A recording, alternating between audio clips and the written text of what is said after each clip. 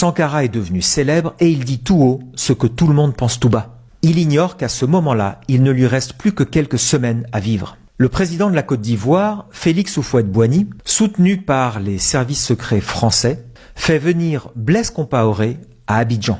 Compaoré est le compagnon d'armes et l'ami le plus proche de Thomas Sankara.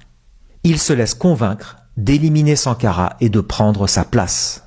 Dans le même temps, l'Élysée va faire pression sur la presse française pour publier des articles à charge contre Sankara. Les journalistes qui sont aux ordres écrivent que le régime de Sankara fait torturer ses opposants. Les services secrets français vont lui imputer toutes sortes de crimes. Il y a même un roman qui est publié dans la très célèbre série SAS, où l'auteur, Gérard de Villiers, raconte un coup d'État organisé par la CIA contre Thomas Sankara. Ce livre prémonitoire s'appelle Putsch à Ouagadougou, la capitale du Burkina Faso. À croire que l'Élysée a préparé le peuple français à son assassinat.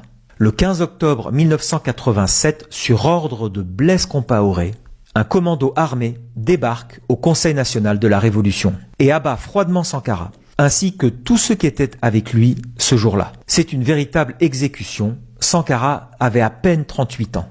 Les cadavres sont enterrés en catimini dans un cimetière à l'est de Ouagadougou.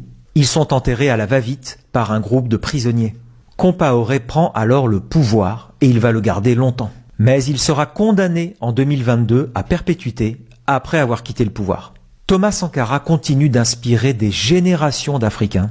Il est devenu une icône de fierté et de résistance pour la jeunesse du monde entier. Il a rejoint Patrice Lumumba, Malcolm X et Martin Luther King au panthéon des héros assassinés.